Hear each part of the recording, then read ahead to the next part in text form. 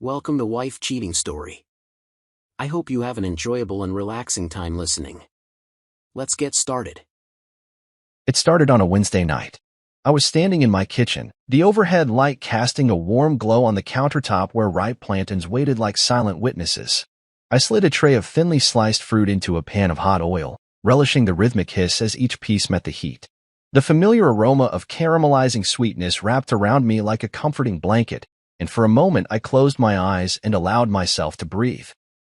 Evening routines had a way of smoothing out the rough edges of my day. That's when Celeste walked in. I heard her heels clicking on the tile before I saw her, the sound sharp and deliberate, slicing through the gentle symphony of sizzling oil. I turned, spatula in hand, and froze. She was wearing that expression, the one she reserved for moments she wanted to reframe as sober revelations, even when they felt like gut punches. Her brows were knitted together, lips pressed into a line that said clarity but carried the weight of something much heavier. I held my breath. The heat from the pan rushed up my arm. I turned back to the stove and nudged a plantain slice with the spatula to keep the illusion of calm. "Honey, dinner's almost ready," I said, my voice steady even though my pulse kicked up a notch. I didn't ask what was wrong. Sometimes questions were too eager, too intrusive. She stepped forward, folding her arms over her chest. Her eyes didn't waver from mine. "Let's pretend we broke up for a week, just to see how we feel." The spatula clattered against the pan. A drop of oil leapt onto the counter, steaming where it hit. I swallowed. My mouth went dry, as though every familiar thing in the room was suddenly alien. Plantains, pan, the scent of home. It all belonged to a life I was suddenly watching from the outside. "You're serious?" I managed, measuring my words so they wouldn't betray the swirl of questions in my mind. She nodded once, deliberately. Just a reset. A little space. It worked for my friend Jolene and her husband. Jolene's name tasted like irony in my mouth. I remembered how that marriage splintered soon after her own reset, though Celeste never seemed to notice. I didn't argue. I took a slow breath, feeling the weight of it expand in my lungs before I let it go. "If that's what you want," I said. I thought of every promise we had made, each whispered vow, and every late-night conversation stitched into us. I wondered if our foundation was built on sand. In that moment, I realized how worn I was, in body and spirit. We'd grown comfortable with friction, sparking arguments over dirty dishes or thermostat settings when what we really needed was understanding. And yet here she stood, treating our future like an experiment. She hesitated, as though expecting me to protest, to pull her back into the orbit we'd created together. When I didn't, her shoulders sagged imperceptibly. I flipped another plantain, crisping its edge to a perfect golden brown. Time slowed. I heard the faint tick of the wall clock, felt the porcelain of the kitchen counter cool beneath my fingertips. Everything in me wanted to shout, to cry out that love wasn't a science project. But the stillness between us was too loud, and I kept my silence. 7 days, she said, voice low. She outlined the rules with the precision of a contract negotiator, mapping out boundaries I hadn't known we needed but sensed we feared. I nodded. 7 days. The words were both endless and fleeting. I wondered how many mornings we would wake in the same house without speaking, how many nights I would stare at an empty pillow beside mine. She crossed her arms and studied the pan as if it held the answer to some complex equation. "I'll stay with Jolene," she said finally. "She's expecting me tonight." The words landed between us like a verdict. I set the spatula down and let the pan drain into the sink, grateful for the distraction of water filling with oil. When I turned back to her, she was watching me, her face composed but her eyes shadowed with something I couldn't name. I walked over and picked up a clean dish towel. My hands folded it in neat thirds. I placed it on the counter, each fold an attempt at ordinary order in the face of chaos. My heart pounded a quiet rhythm against my ribs, and I felt strangely hollow. Words hovered on my tongue that I couldn't catch. All I could do was look at her and wait. She exhaled softly and reached for her bag by the door. The leather held the shape of her week's clothes, but I barely saw it.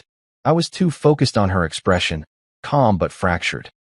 I knew this was more than an experiment. It was a choice, and yet I still longed to believe that she could be right, somehow. She slung the bag over her shoulder, turned to face me, and for a heartbeat her eyes softened. "This could help us," she whispered. "Just trust me." I met her gaze. Trust. The word felt brittle on my tongue. but I gathered the last bit of composure I could muster and answered, "Okay."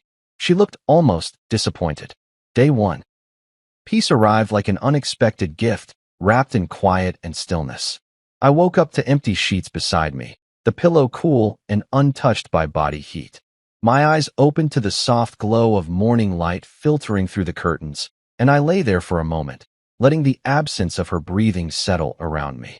It was unsettling, like a concert hall after the final note has faded, beautiful in its silence, but charged with an unfamiliar emptiness. I slipped out of bed slowly, careful not to disturb the air, and padded across the carpet toward the kitchen. The apartment felt larger than before, every corner suddenly conspicuous in its solitude. I flipped on the light and found the coffee maker waiting, its reservoir empty. Breathing in, I measured out grounds and water, the familiar sounds of brewing filling the space. As the rich aroma rose in curling tendrils, I realized I hadn't moved this freely through our home in years. When the coffee was ready, I poured a mug and carried it to the living room. I expected echoes of her presence, an abandoned book, a pair of slippers, but found only the faint imprint of morning shadows on the walls. I sank into the armchair by the window, cradling the mug in my hands, and exhaled slowly, tasting the bittersweet warmth. No passive-aggressive notes about dishes left in the sink. No sighs when I reclaimed a pillow she deemed hers alone. Just the simple, unadulterated peace of a house unshared. I took a sip of coffee and allowed myself to feel the novelty of it, the sensation of uninterrupted thought. For once, my mind didn't skip ahead to the next minor irritation or replay last night's tense exchange. Instead, I lingered in the present, watching swaying branches outside, listening to distant traffic hum, and marveling that something as small as quiet could feel revolutionary. Later, I wandered through our bedroom. Her side was neatly made, her clothes already gone. I felt a pang, not the raw ache of heartbreak, but a gentle tug of something else, relief. I ran my fingers over the high thread count sheets, remembering how, just hours before, those same sheets had suffocated me with tension and unspoken grievances. Today, they cradled me without judgment. I dressed in my usual workout clothes, pulled on sneakers, and headed out for a morning run. The streets were waking up, joggers and dog walkers greeting the dawn with rhythmic strides and soft hellos. I matched their pace, noticing how my legs moved in a steady, unhurried rhythm. My lungs drew in crisp air, and each exhale carried away a little more of the tension I hadn't realized I'd been carrying. For the first time in ages, my own thoughts were my only company, and that felt like a luxury. Returning home, sweat cooling on my skin, I showered and dressed for work, folding my clothes with deliberate care. No one else's laundry awaited my critique.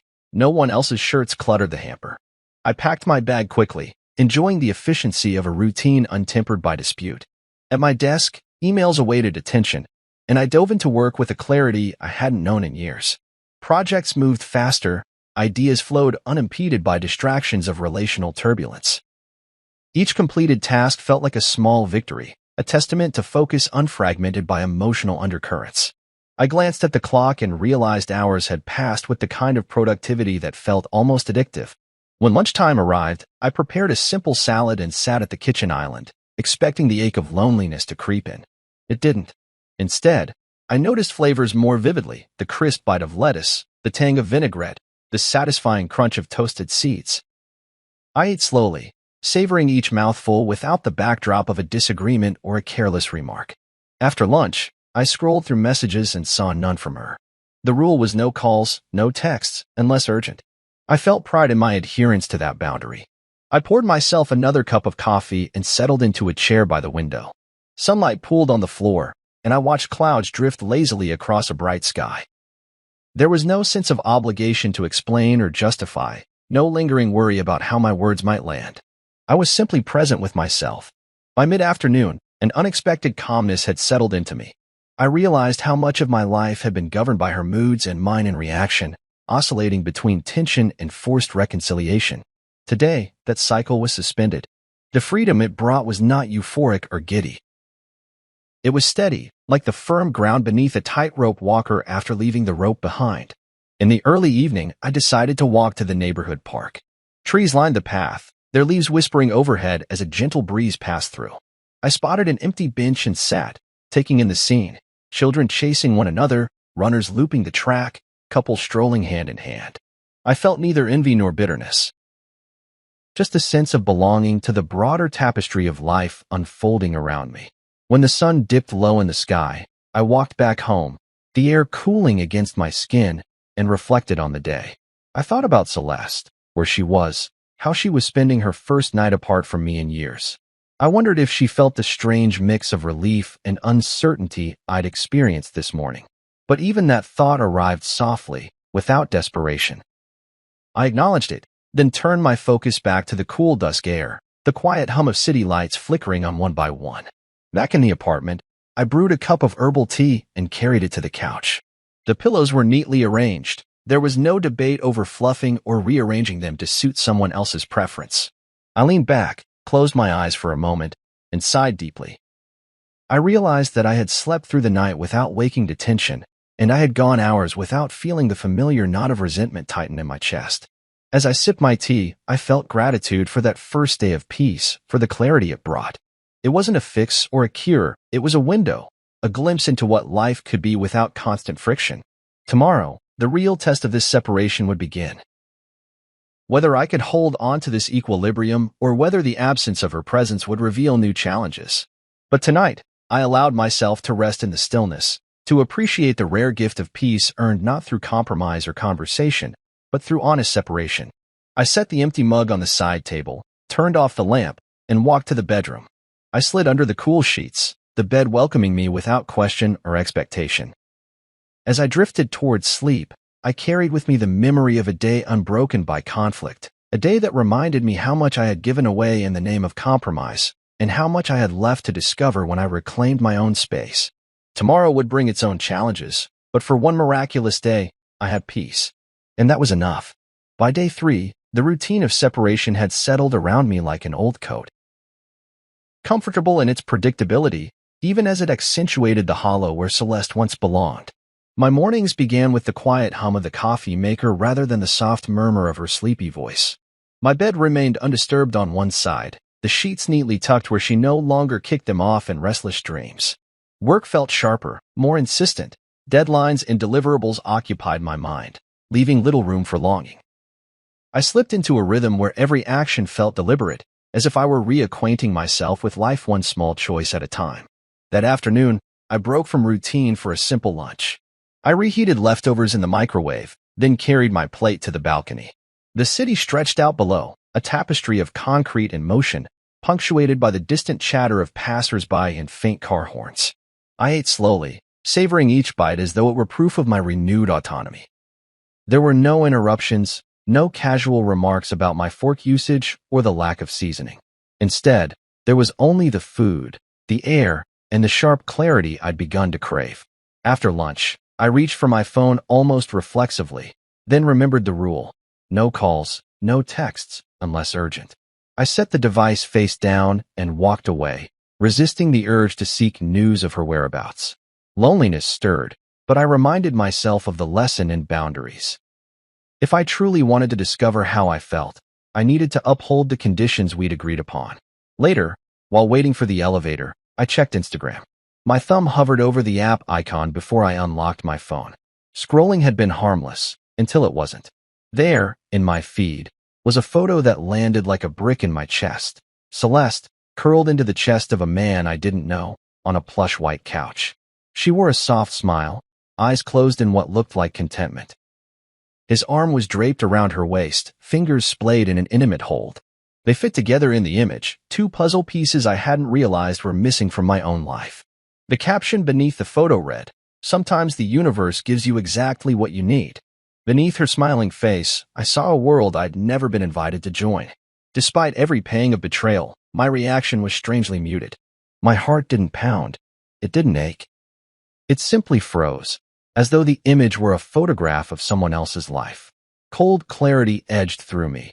She had called this arrangement a test, but this post revealed a pre-existing choice. She had already embarked on a new chapter, soft-launching her exit under the guise of experimentation. I didn't call her. I didn't send a flurry of messages demanding explanation. Instead, I stepped out of the elevator, locked my phone, and walked to my car. The engine's rumble beneath me felt like the first honest sound I'd heard all day. I navigated home in a blur, memories of plantains and coffee dissolving in the aftermath of that single image. Inside the apartment, I closed the door lightly behind me and leaned against it. I shut. The walls, once pillars of domestic intimacy, now felt like witnesses to something ending. I inhaled deeply, remembering the tips of her hair brushing my face, her laugh trailing down the hallway, the simple weight of her arm around my shoulder. Those memories flickered and then dimmed, replaced by a quiet resolve. She had shown me who she wanted. I would show her what I deserved. I moved with purpose. I dialed Ruben, my landlord, from the hallway. He answered on the second ring. His voice was warm, familiar, an anchor in my sudden drift. "Hey man," I said. "Quick question. If one spouse moves out voluntarily, can the remaining tenant modify the lease?" His reply was methodical. I couldn't evict her, but I could apply to have her removed from the lease. I thanked him and hung up, feeling the first spark of control since this all began. Next, I called Leah, the paralegal friend who had once helped me navigate a minor dispute with a neighbor. Her advice was clinical but necessary. Document everything and avoid emotional reactions. I described the Instagram post, her absence, and my intention to change the locks. She reminded me to photograph the bags of clothes by the door, save messages, and keep our interactions strictly factual.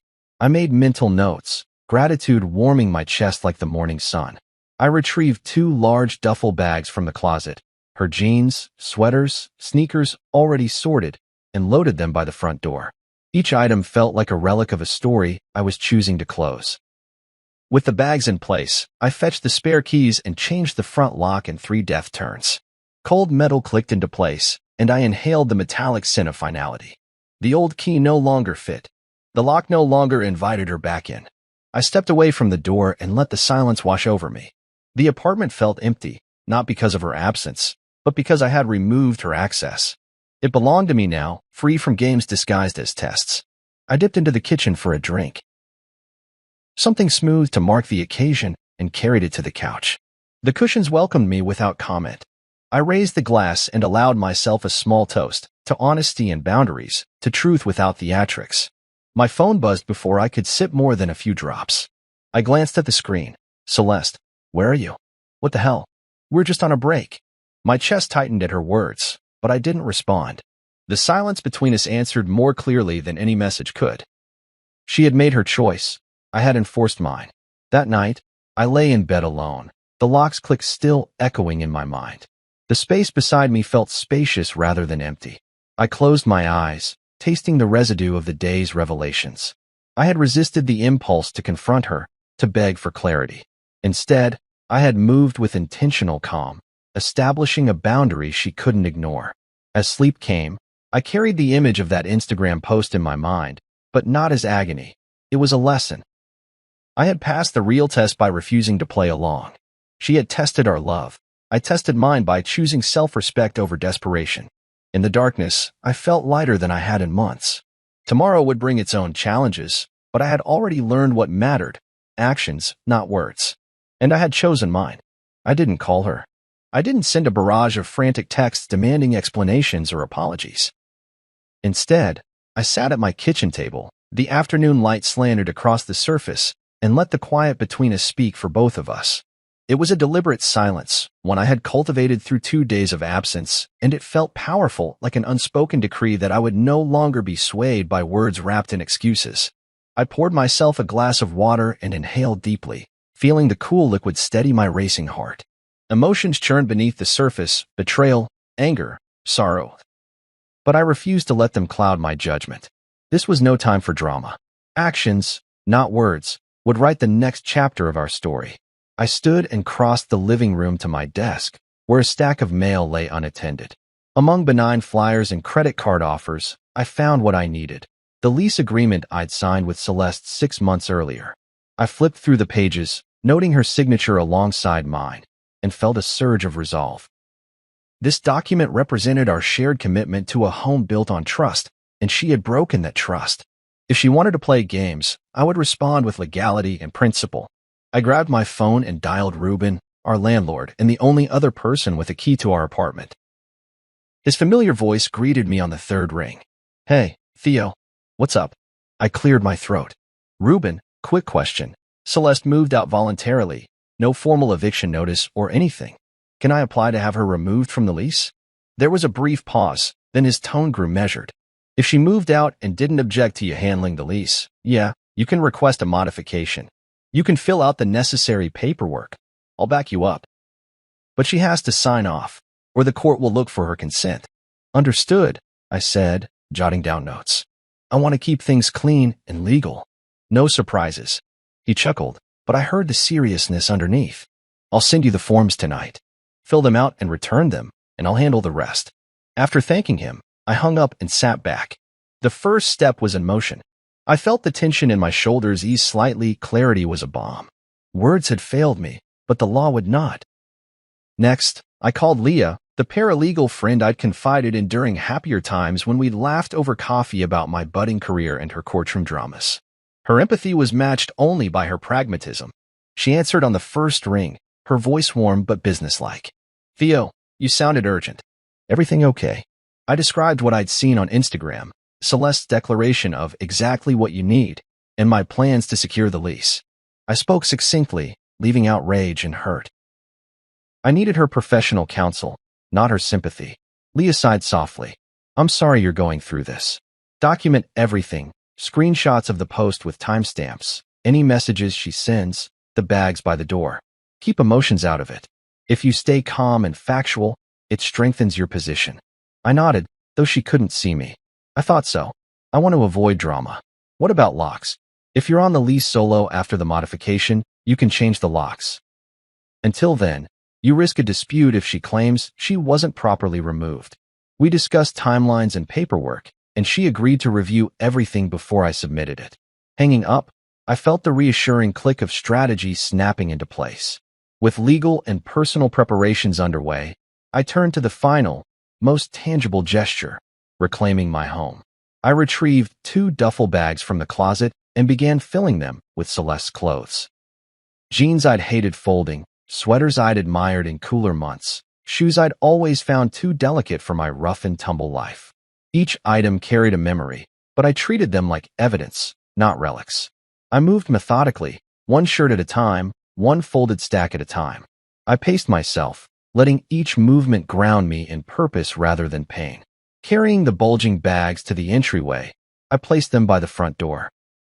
The sight of her belongings in transit felt surreal, like photographing footprints in sand before the tide erased them. I didn't gloat. I simply observed. This was a necessary boundary, not vengeance. Next, I retrieved the spare key from its hiding spot behind a potted fern. My hands didn't tremble as I fitted into the lock. I turned slowly, half expecting an alarm or a voice to protest, but all that greeted me was the satisfying click of mechanism sliding into place. The world felt suspended for a moment, the apartment humming with the latent power of exclusion. The old key no longer worked. The door now recognized only me. I stepped back and surveyed the entryway. 2 heavy bags, a changed lock, a silent threshold marking my autonomy. No theatrics, no need for shouting matches or dramatic confrontations. Let her knock, let her message.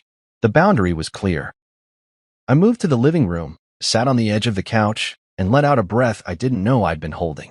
My chest felt both lighter and heavier, lighter because I'd taken control, heavier because endings carry their own weight.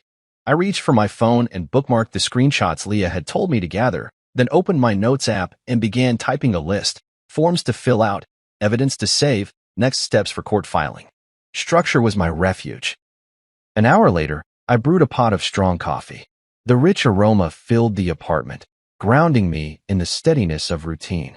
I poured a mug and carried it to the balcony, leaning against the railing as the afternoon breeze stirred. Below, neighbors exchanged greetings. Children's laughter echoed from a nearby playground. Life continued, indifferent to the upheaval in my apartment. That indifference brought comfort, reminding me that my personal storm was contained within walls I now controlled. Before I returned inside, I paused to watch the sky shift from bright blue to soft gold. In that light, I felt a quiet pride. I hadn't lashed out or pleaded. I hadn't succumbed to despair. I had taken deliberate steps, each one grounded in self-respect. Back inside, I settled at my desk with Leah's checklist and Ruben's forms. Pen in hand, I began filling in my name and address, crossing out Celeste's details with a sense of finality that drove every stroke. When the paperwork was complete, I scanned the documents and sent them to Leah for review. Then, just to ensure everything was documented, I took photographs of the bags by the door, the lock turned firmly in place, and saved them with timestamps. By evening, the apartment felt unfamiliar and yet undeniably mine. I brewed myself a simple dinner, savoring the unbroken calm of eating in solitude. No uncomfortable silences, no hesitant sips or tentative check-ins, just me, a plate of pasta, and a sense of agency that tasted richer than any sauce. Later, I caught a glimpse of my reflection in the window and paused. In the glass, I saw someone changed by resolve, shoulders squared, eyes steady. I didn't feel vindictive. I felt aligned with my own principles. Actions, not words, had carried me here. In the stillness of that moment, I realized that this was more than a reaction to betrayal. It was a reclaiming of self.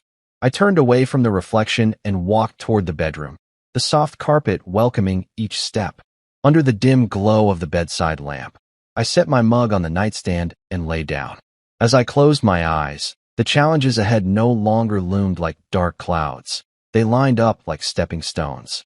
Each stone represented a deliberate choice, a measured action. Tomorrow would bring new tests, but I knew I would meet them with the same quiet determination. Tonight, I rested knowing that I had already passed the most important examination, the one of self-respect and integrity. Actions, not words, had shown me who I was, and who I would be from here on. The next morning, I woke to the gentle hum of my alarm and the soft glow of dawn creeping through the blinds.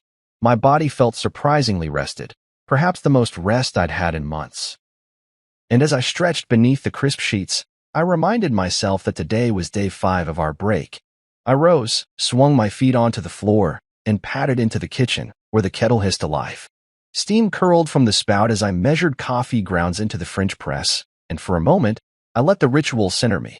Celeste's empty side of the bed felt like a statement rather than an absence, a punctuation mark underscoring everything that had shifted between us.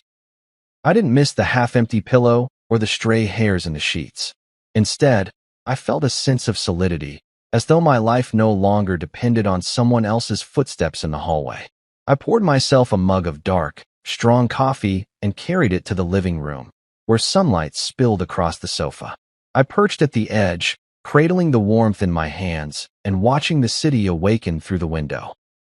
My phone lay face down on the coffee table, a silent witness to the agreement we'd made. No calls, no texts, unless urgent. I resisted the urge to pick it up and scroll for news of her whereabouts. I had become the architect of my own boundaries, and I intended to honor them. Instead, I leaned back and let the quiet morning fill me, grounding myself in the knowledge that I was, at last, in control of my own narrative. An hour later, my phone buzzed. I didn't flinch, but my heartbeat ticked up, betraying a flicker of anticipation I hadn't yet mastered. The screen lit, displaying her name in capital letters, Celeste. I pressed the power button to wake the screen fully and saw the message. "Where are you?" "What the hell? We're just on a break." I stared at the text, the words pulsing on the display like neon signs demanding attention. My thumb hovered over the reply field, mind racing through possible responses. Anger, fury, begging, explanation. But I didn't type. I remembered Leah's counsel, to document everything and avoid emotional reactions. This was exactly the kind of bait she would throw to derail me, to pull me back into the cycle of defensiveness and desperation. I refused to bite. I pressed the lock button, silencing the screen, and set the phone aside. The silence that followed felt like a victory. Without a return message, I reclaimed my composure. I poured the rest of my coffee into a travel mug, cupped it in my hand, and walked to the balcony. The city below moved in its usual chaotic ballet, delivery trucks rumbling, joggers weaving through morning traffic, birds darting between trees. Celeste's urgent tone dissolved into the ambient sounds, and I savored the clarity that came from not replying. By mid-morning, I found myself at the office before anyone else, which gave me a pocket of uninterrupted time to tackle the week's toughest projects. I moved through tasks with laser focus, drafting proposals, analyzing reports, and triaging emails. Each completed item felt like a small triumph, proof that my life had not unraveled in her silence. If anything, it felt steadier, more predictable. In her absence, I discovered an unexpected reservoir of productivity and calm. During lunch, I opted for a brisk walk rather than scrolling through social media. The crisp air invigorated me as I circled the neighborhood park, my footsteps echoing on the pavement. I replayed her message in my mind, each, "Where are you?" and "What the hell?" and noted how the words fizzed with panic and confusion. She insisted we were just on a break, but her tone said something else. She was grasping, afraid, and perhaps realizing the gravity of what she'd set in motion. I felt neither pity nor triumph. I felt only resolve. Back at my desk, I poured a second cup of coffee and sprinted through a series of calls, each one a reminder that my world continued without her involvement. I coordinated with contractors for a minor renovation, scheduled a car service, and confirmed logistics for the weekend trip I had quietly booked to clear my head. Every plan, every arrangement, reinforced the fact that I was moving forward, not waiting for her permission. Later in the afternoon, my phone buzzed again. I glanced down. Another message from her. "Celeste, are you ignoring me?" I wiped my thumb across my lip, considering the impulse to fire back a sharp retort. Instead, I saved the screenshot and immediately forwarded it to Leah with a brief note. Day 5, received at 3:14 p.m. My actions remained deliberate, my responses measured. By involving Leah, I protected myself from impulsive reactions and ensured that every volley she sent would be documented, factual, and unemotional. The remaining hours of the workday passed in a blur of spreadsheets and phone calls. When the clock finally struck 6, I packed up, closed my laptop, and prepared to leave. I stepped out into the fading light, the sky painted in ribbons of pink and gold, and felt a swell of anticipation for the evening. She might have stirred unrest, but I refused to let her anxiety become mine. On the drive home, I stopped at the grocery store, loading my cart with the ingredients for a simple dinner: fresh fish, roasted vegetables, and a bottle of white wine I'd been saving for a special occasion. As I moved through the aisles, I noticed other couples shopping side by side. I felt a pang of something, nostalgia, perhaps, but it passed quickly. I reminded myself that we had chosen this arrangement together, and any loneliness was a byproduct of her decision as much as my own. Back in the apartment, I unpacked groceries with careful efficiency, placing each item in its designated spot. I felt a sense of ownership that was new and invigorating. I turned on soft music, the gentle strains filling the space as I prepared dinner with mindful attention to each chop and stir. The aroma of lemon and herbs mingled in the air as the fish roasted, and I poured myself a glass of wine, savoring the first sip. It tasted of freedom and self-reliance, an elixir for the soul. As I ate, I revisited her messages, still unanswered.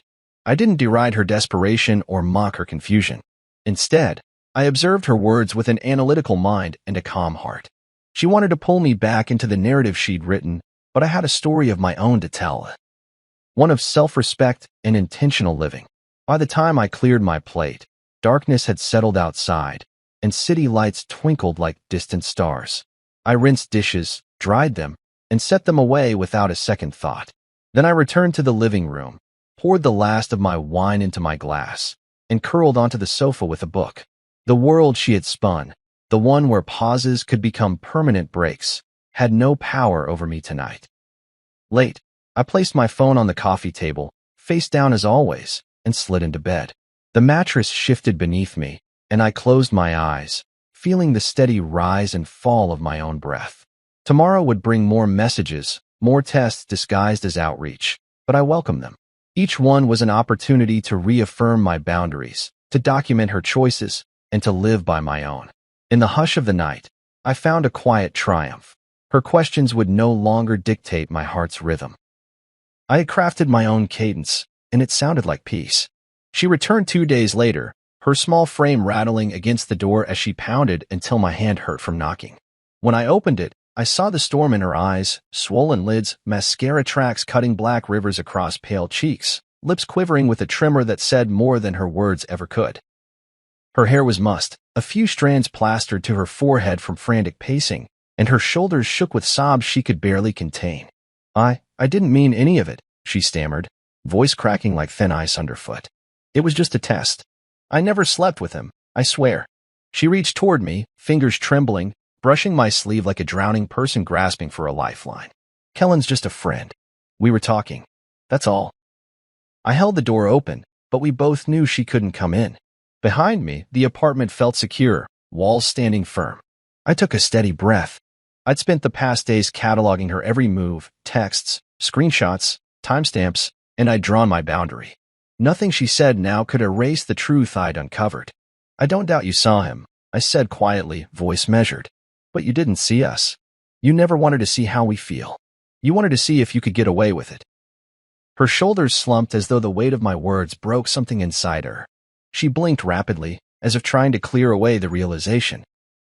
She began, throat working. You're making it sound like I'm a monster. I'm making it sound like you made choices, I corrected. Choices that didn't include me. You proposed a week apart, then used it to explore someone else. That's not a test. That's an escape hatch. Her face collapsed into fresh tears. She turned away, wiping at her eyes with the back of her hand. Why are you doing this? Why are you acting like you don't care? I glanced at the duffel bag still lined by the door, her belongings packed and ready. The changed lock behind me felt like armor, each click of its mechanism a statement of self-preservation. I stepped aside so she could see those bags, her things waiting to be claimed by someone who understood boundaries. It's because I do care, I said, the words soft but resolute. I care enough not to play games. You want to reset? I reset by walking away from someone who tore holes in our promises. Her back trembled as she fought to speak. But can't we talk? Can't we fix this? I studied her, searching for the woman I'd married, the one who once let her guard down so completely I can see the light in her eyes. Now that light was overcast with regret and fear. But regret without responsibility was hollow. I fixed what needed fixing, I said, turning slightly to block her path. By protecting myself. She swallowed hard, shoulders straightening with the realization that I wouldn't relent. So this is it, she whispered. You're done. I met her gaze head on. I'm done with being the subject of your experiments.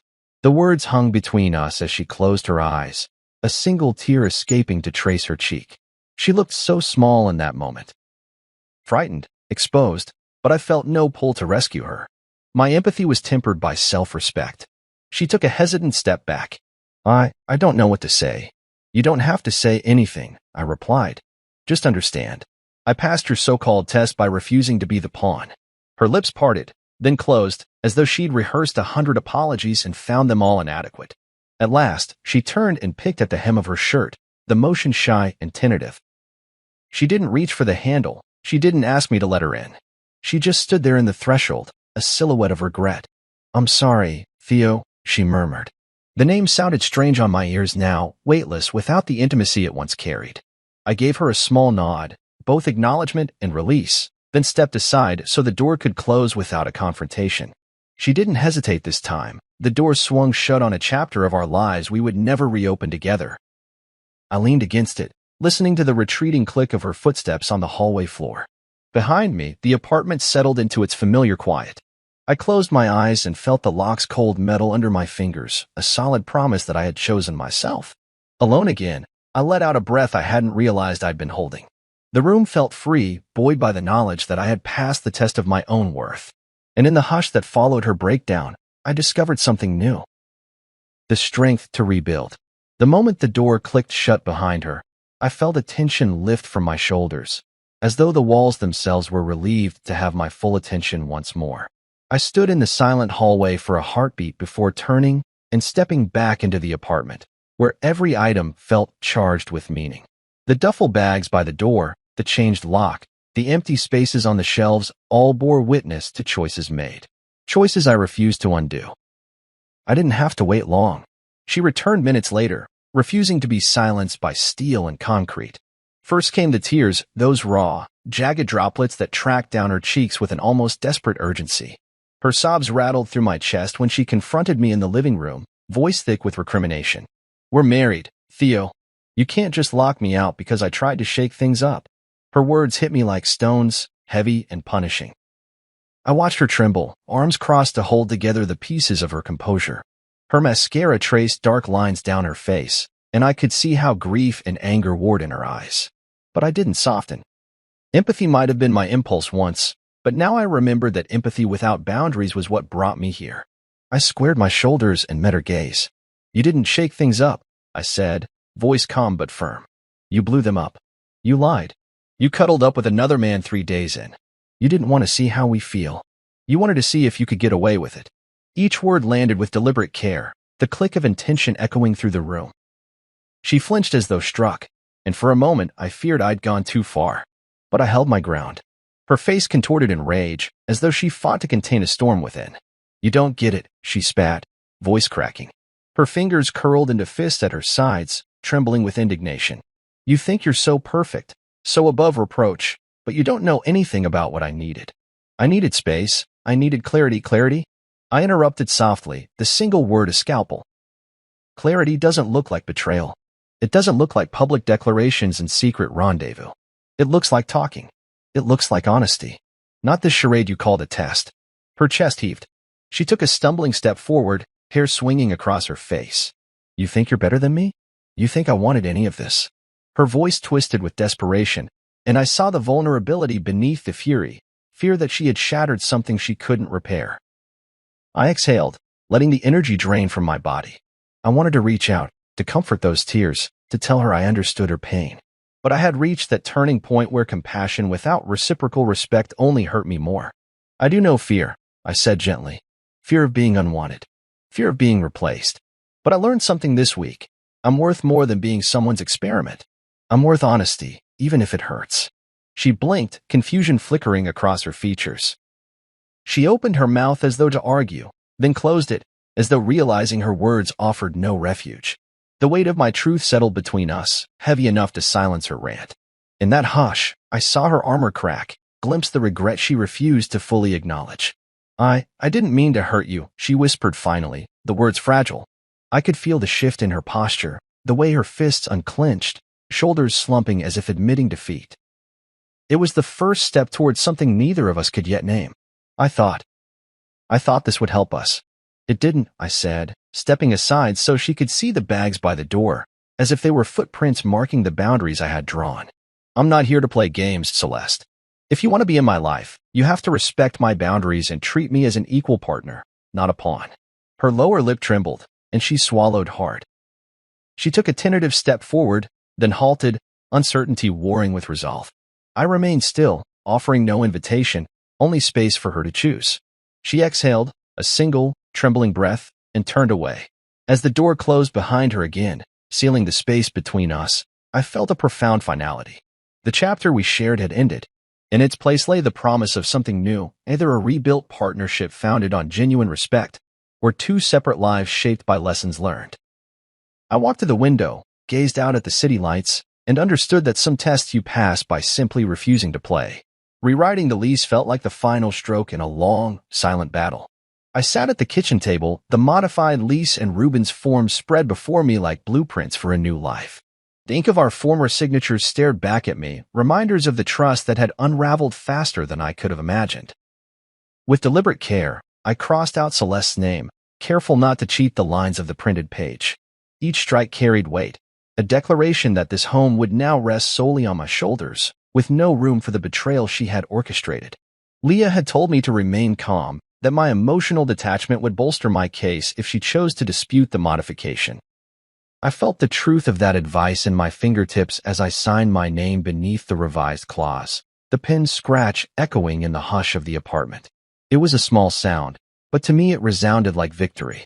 This document would bind me legally to a future untainted by her games. I gathered the paperwork into a neat stack and scanned each page with my phone, sending the digital copies to Leah for review. As I tapped send, a wave of relief washed over me. Every screenshot of her Instagram posts, every text she'd thrown at me in panic, it had all led to this moment of clarity and control. My next step was to submit the paperwork to Ruben, whose signature would finalize the lease modification. Later, Ruben arrived with his easy smile and towering presence. He moved through the apartment with professionalism and a hint of sympathy in his eyes. I handed him the forms. He reviewed them quickly, initialing each page. When he reached the page where Celeste's name had been carefully excised, he paused and locked eyes with me. "Everything's in order," he said quietly, placing the pen down. "I'll file this with the management office tomorrow. They'll update the official records." I nodded, swallowing the lump in my throat. His validation felt like confirmation that I wasn't overreacting, that boundaries were worth enforcing. even in the face of personal upheaval. We shook hands, and he offered to mail me a copy of the updated lease once it was processed. As he packed his briefcase and headed for the door, I felt a new solidity in the air, as though the apartment itself recognized the shift. Left alone again, I walked through each room, noticing details I hadn't truly seen before. The play of light across the living room carpet, the smooth grain of the dining table where we'd shared countless meals, the view of the city skyline framed by the balcony door. These walls no longer carried echoes of passive-aggressive notes or whispers of half-forgotten arguments. They felt open, expectant, as if ready to witness the next chapter of my life. That evening, I watched Celeste's friends post sympathetic comments on her social media, but I didn't respond. I had muted her channels and removed her from my circles. I didn't need the commentary of outsiders to validate my choices. Instead, I poured myself a glass of bourbon and sat on the balcony, letting the amber warmth settle into my chest. Below, city lights flickered like distant stars, and I felt the enormity of what I'd done. Reclaimed my home, my peace, my right to live without the shadow of her manipulations. As the sky deepened into twilight, I reflected on the weeks that had led me here. What began as a suggestion of a week apart had become a test of my values and self-worth. She had tried to shake our marriage loose, but in the end, I rewrote the terms. I honored honesty, transparency, and boundaries, principles she had cast aside. The lease modification was more than a legal maneuver. It was a statement of my self-respect. Before bed, I walked through the apartment one last time, turning off lights as I went. In the bedroom, I paused at the closet door, where a single set of hangers held my clothes. The space beside them was empty, an open invitation for someone who might share this home with integrity in the future. I felt hope stir in my chest, a quiet assurance that I'd built a solid foundation on which to stand. As I slid into bed, I ran my fingers over the cold metal of the lock on the door, grateful for its unwavering guard. Tomorrow, the management office would record the change, and the world would know what I had already claimed: a home free of deceit, a life governed by my own principles, and a heart unburdened by games. With that thought, I closed my eyes and let sleep carry me into a future I had reclaimed, one boundary at a time. A week after the lease was officially mine, I found myself wandering the aisles of the downtown bookstore, searching for something to fill my evenings now that Celeste's books had been removed from our shared shelves. My fingers trailed over spines of fiction and philosophy alike, each title offering an escape from the real-life drama I'd endured. I felt lighter these days, as though I'd shed a layer of tension that had weighed on me for months. Yet I wasn't prepared for the next twist in the story. I rounded the corner to the biographies section and nearly crashed into a tall, awkward man clutching a worn paperback. He looked up, startled, his eyes widening as recognition crossed his face. I froze for a moment, puzzled by the familiarity of his features. Then I remembered the Instagram photo that had shattered everything. This was Kellen. He set his book down on a nearby display table and approached me with cautious steps, as if afraid his shadow might dissolve my newly established calm. I braced myself, heart tickling in my chest, uncertain of what he might say. "Hey," he said quietly, voice low enough not to draw attention from other patrons. He ran a hand through hair that fell in unruly waves at his collar. "Theo, right?" I nodded, folding my arms. The impulse to confront him with anger flared, but I tamped it down. I'd learned the power of measured responses. He swallowed and glanced around, as though worried someone might overhear. I saw what happened," he began, voice thick with regret. "The post on your Instagram feed. Celeste tagged me." The bile rose at the memory of her caption, how she'd framed it as universal wisdom, when in truth, it was a message of betrayal. I inclined my head, waiting. He took a shaky breath and continued. "She told me she and you were separated, that you agreed to it. She said your marriage was over." He looked at me, eyes earnest. "I didn't know. I swear. Theo, I had no idea this was supposed to be some experiment or test. If I'd known any of it, I never would have." His words trailed off on a sigh. I felt a strange mix of emotions: vindication, frustration, relief. 100 scenarios had played out in my mind, each one painting him as a deliberate intruder. But here he was, genuine and remorseful. I uncrossed my arms and let them drop to my sides. "Show me your phone," I said quietly. He hesitated only a moment before unlocking his device and handing it to me. My thumb hovered over the screen, and I scrolled through message after message, light-hearted flirting turning slow confessionals. They'd started weeks before Celeste's test, casual banter evolving into something more intimate.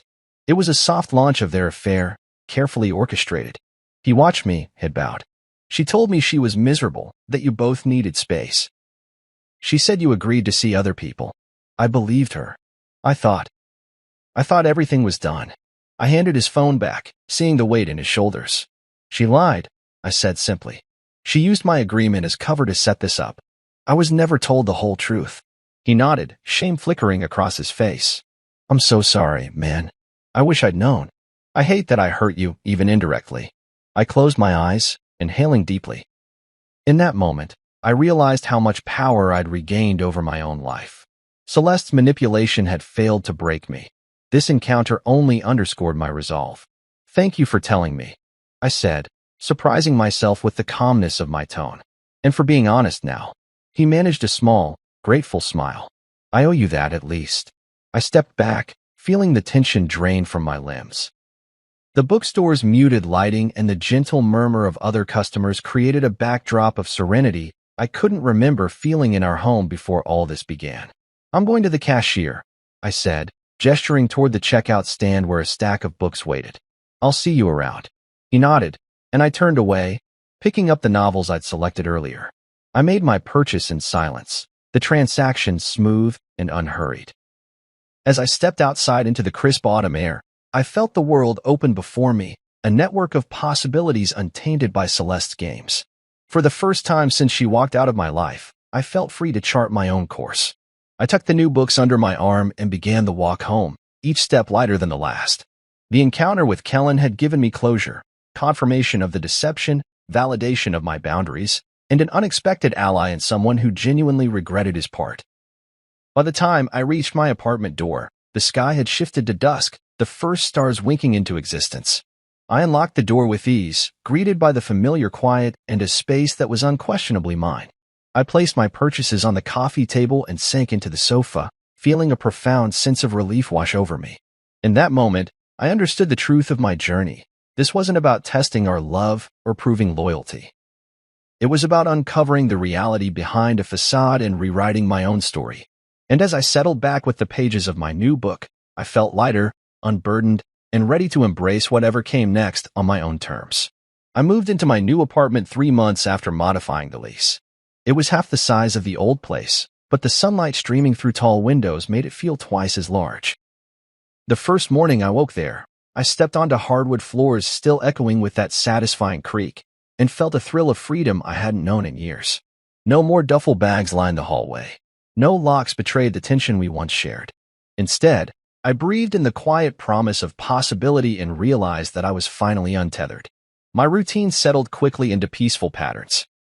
I woke at dawn, brewed coffee in my French press, and watched dust motes dance in the beam of early light.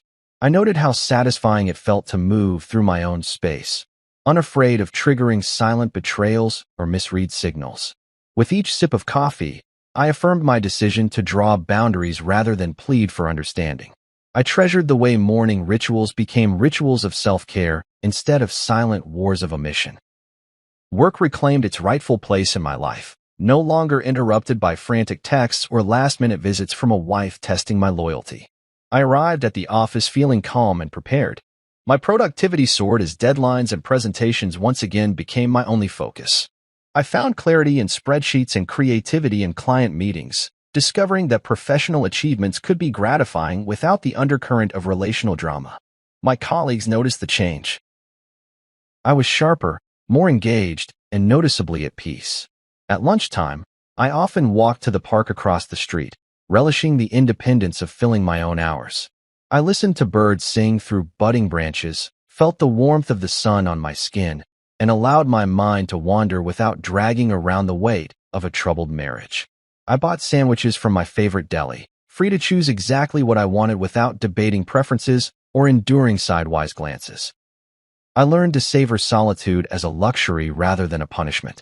Evenings were mine to fill with new experiences rather than old resentments.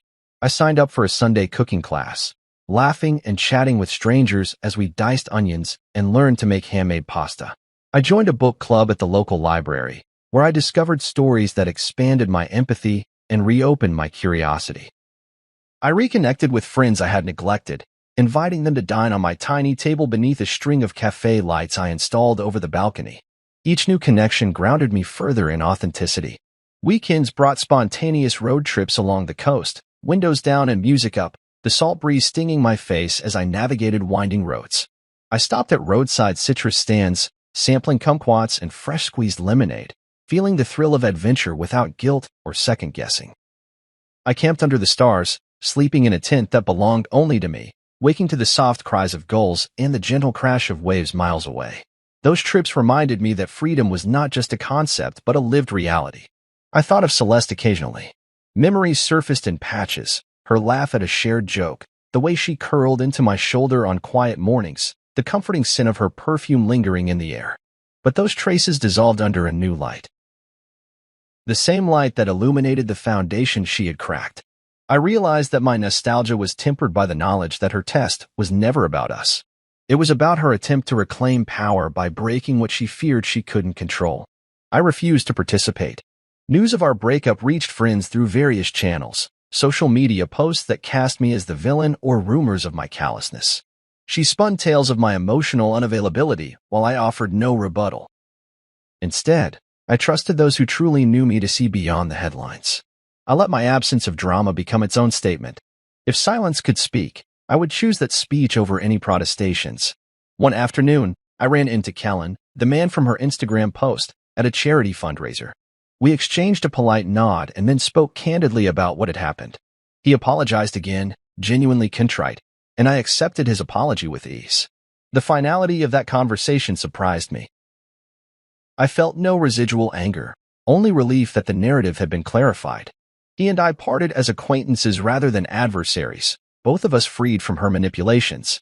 Life continued to change in small, meaningful ways. I began volunteering at a local shelter once a month, helping sort donations and chatting with volunteers who shared my ideals. Their dedication inspired me, reinforcing my belief that integrity and compassion could coexist. I discovered purpose beyond personal upheaval, channeling energy into projects that mattered. My weekends filled not with anxiety over text messages but with fulfilling acts of service. At night, I often sat on my balcony with a glass of wine, watching city lights reflect off distant windows. I imagined lives unfolding in each illuminated room, each person carrying their own burdens and triumphs. My burdens felt lighter now. My triumphs, steady boundaries, genuine connections, felt sweeter. I reflected on the power of choices made in moments of vulnerability and realized that the most significant test I had passed was the test of self-respect. Some tests push you to fight, others to plead for forgiveness. But some tests, I learned, you pass simply by leaving. Not by hurling accusations or staging pity parties, but by walking away from anything that demanded your compromise. In that departure, you claim the right to your own worth and invite new chapters untainted by past deceit. My apartment stood as a testament to that lesson. No ghosts in the corners, no relics of broken promises, only shelves holding books I loved, walls alive with art I chose, and windows framing a world full of possibilities. Every morning I reminded myself of the freedom I earned. Every evening I savored the peace I preserved. One night, long after the door to the old apartment was forgotten, I deleted the address from my navigation app. I eroded every breadcrumb leading back to that chapter, not out of spite but out of respect for the new life I had built. I slept soundly without worry of midnight knocks or desperate voicemail. There, in the silence of my own home, I understood the essence of every test we face in relationships. They reveal what we value and how far we'll go to preserve it. Some test you pass by proving loyalty, some by forging compromise. And some, most emphatically, by recognizing those tests for what they really are and simply walking away. In that departure, you don't lose love, you gain yourself. And that, I discovered, is the most profound victory of all.